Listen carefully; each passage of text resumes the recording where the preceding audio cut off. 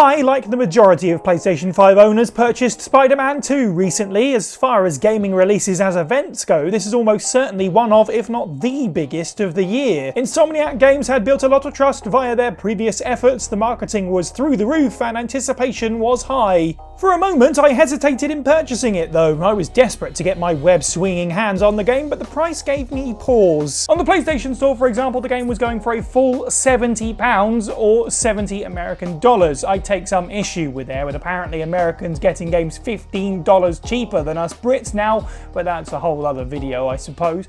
This aside, I did realise that this was the most amount of money I'd spent on a single base edition of a game, and it was guaranteed to not be the last time I spent this much or more. 2023 has been a stacked year for gaming releases. In some ways, it's come at just the right time when this console generation has been in desperate need of a few games to kick its shambling and so far disappointing march onwards. On the other hand, choosing which games to buy has become harder than ever thanks to the associated price tags. Xbox and PC gamers without Game Pass felt the very same sting just a few weeks prior when Starfield released for $70. Right in the middle of these two releases across all platforms, Mortal Kombat 1 launched at $70. And The Legend of Zelda Tears of the Kingdom caused some commotion in May with its $70 ask on a system which is arguably last gen. The price of games is not the root of the problem, nor is it totally a symptom. In a bout of coincidentally clever wordplay, it's one strand and interweaving spider's web of issues that, when zoomed out and examined in total, paints a worrying picture of the state and the sustainability of the games industry. Former head of PlayStation Worldwide Studios Sean Layden said in a podcast appearance recently with LAN parties that games for the original PlayStation could range in budget from $5 million down to even under $1 million. In 2021, he predicted that PS5 games would cost $200 million to produce. That might sound absurd, but 2020 Cyberpunk cost $174 million before its $124 million marketing budget. The problem is that whilst in the last 20 years budgets for games have ballooned to almost unthinkable sizes, game prices have stayed largely stable. The collective revulsion at being asked to pay more than we've all been used to for all of our lives is a gut check reaction, but logically it does make sense. Of course, devil's advocate, this way of thinking can be undone in some ways because gaming audiences are bigger than ever. 2021 recorded a 32% increase, over 1 billion new players since 2015.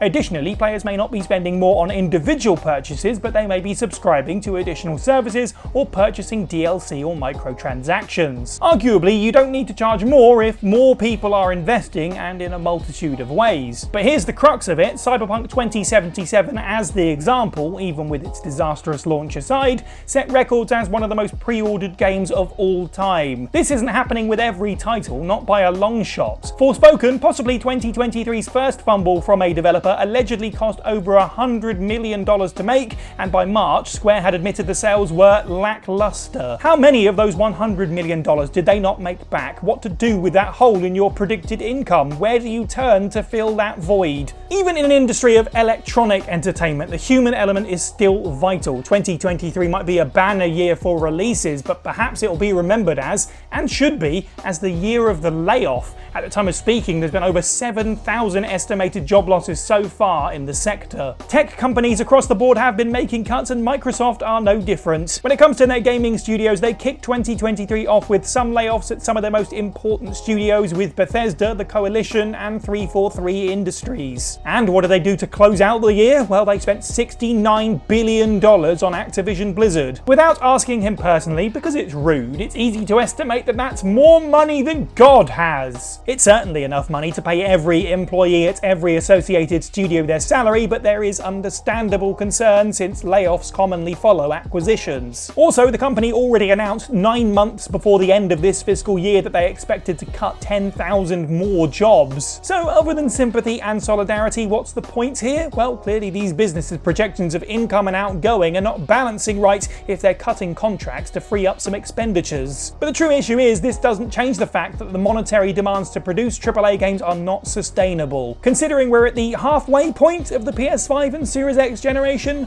things are likely to only get more expensive for developers. How do they quantify this? Do games prices continue to rise beyond $70? Well, that might be all well and good if we were living in a time of financial comfort across the world, but we're simply not. The World Economic Forum's risk report for 2023 said that the cost of living crisis was the most pressing matter facing the economy right now. Prices for basic goods are rising, let alone entertainment. Our very own Scott Telford tweeted or posted a poll on Twitter, or X, asking his followers how they were faring with the insane list of big 2023 releases, with 80% of people saying they were just picking up a few or not faring well at all. It might sound like a joke to say that there's too much to play, but decisions need to be made in conjunction with the ever-present "can I pay for this if my gas bill goes up again?" question. Economic experts last year predicted a decline in game sales, and the proof is in the stats. Mortal Kombat 1 sold 39% less than Mortal Kombat 11 did in the same time frame in 2019. EA Sports FC 24, usually one of the UK's most successful releases year in and year out,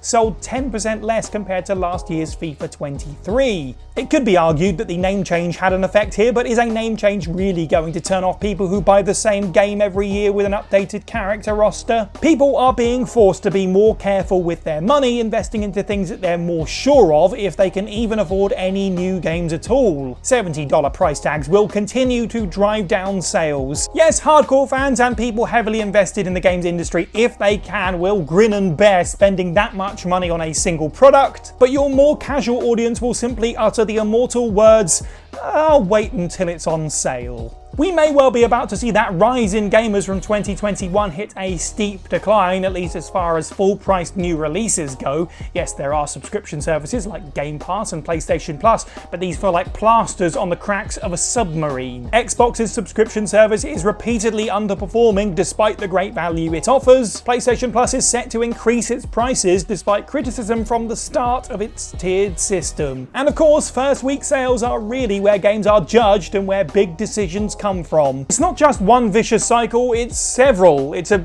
vicious Venn diagram, and something's got to give. So, what breaks first? Do we see a drop in games prices? If so, how do companies justify these losses? Are studios going to try to spend less to try and make the same revenue back? How do you put the smoke back into the bottle when it comes to industry expectations and the culture around creating a game? People are conditioned to expect a certain level of scope and quality, which admittedly not every AAA game is hitting these days anyway, which obviously then impacts the treatment of developers. Statistica predicts that despite all this, the value of the video game industry will continue to rise over the next few years, save for any unexpected events. Video games overall make 4 times as much as the movie industry does, but are reporting failed subscription services, fighting legal battles over ownership of second-party studios, and cutting thousands from its workforce after months of horrific development crunch in the middle of a financial crisis wherein consumers are not only unable to buy $70 releases, but aren't attracted to the values of something like Game Pass. It feels like something major is just around the corner. And Microsoft knows it too, as divulged in the recent leak that said they would get out of the industry altogether if Game Pass continued to underperform by 2027, even though they have the money to acquire Activision Blizzard. Do you think there's a money issue in the industry when it comes to budget versus revenue, when it comes to full-priced releases versus subscription? Do you think the prices of games going up is actually going to help subscription services, or has the bubble already burst on that? This is my first time doing something like this for the channel, so please do let me know how you felt about it in the comments below. I feel like I've talked in circles, but it's a really hard topic to get your head around, really, and it doesn't seem to be a concrete answer. Hence the video. Make sure you like it, subscribe, head over to whatculture.com for more content every day. I've been Si for What Culture, and have a good week.